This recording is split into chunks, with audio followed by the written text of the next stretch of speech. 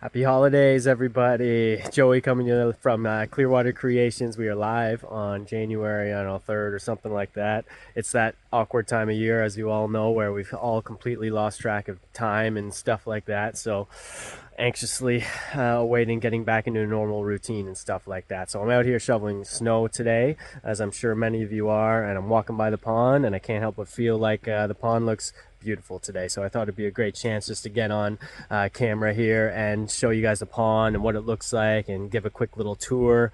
It looks great. I can talk about it a little bit and just kind of try to set the expectation for January for some of you as in terms of what to expect with your pond over the winter months coming up ahead of us now. Hopefully only one or two of those and then we're back to spring, right?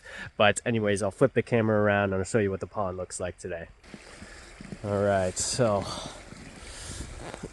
the videos never do it justice, but the waterfall is looking beautiful, and I'll take you around there in a minute, but just look at that for a sec. I love the way the snow provides just like a totally different scene and feeling than in the summertime. I always say this, but I'll say it again. One of the best parts about what we do with ponds is that they're totally each season brings something different is what I'm trying to say. So every day the pond is bringing you something new and something exciting. There's a little element of mystery every morning when you wake up. The ice is going to start to form on those waterfalls. It's going to change the look of the waterfalls entirely soon. We're going to have a layer of ice start to form over the pond here, which provides a whole different feel, especially with the lights sort of illuminating underneath it. My kids always love that in the wintertime when the pond lights illuminate from underneath the ice. When it gets thick enough in certain spots, they'll even kind of sit on there and stuff like that, although that's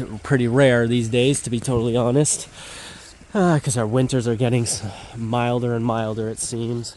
But here we go. So I was a little neglectful with some of my plants here this off season, but as long as they're not drooping in the water here, they're not really going to cause me too many issues.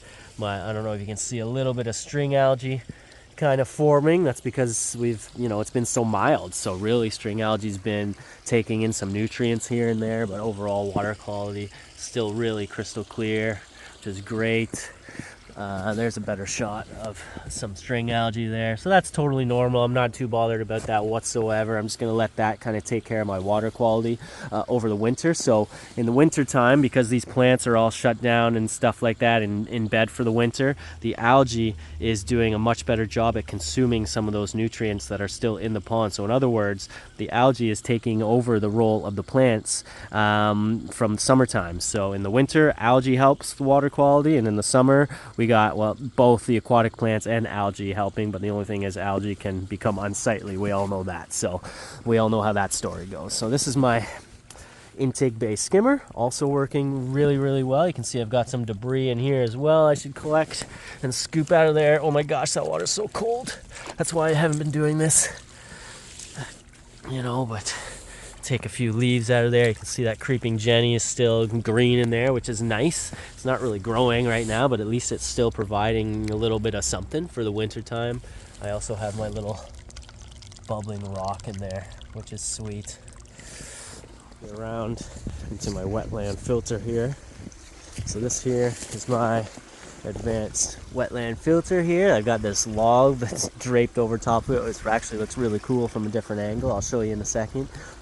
As you know about these wetland filters, water is still percolating up through the bottom of this. So this is about 5 feet deep in the bottom here with all the aqua blocks and pump vaults and stuff like that. And then it overflows down into my pond in the form of a beautiful waterfall. Just check out. I love how the snow, like I was saying, just creates such a different feel every day with the pond. Looks beautiful.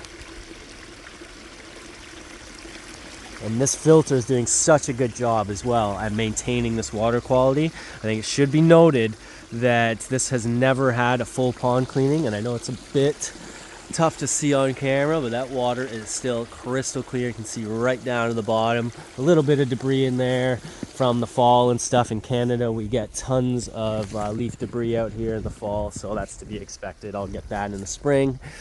And here's my little stream again from a different angle down into the intake bay with my little bubbling boulder.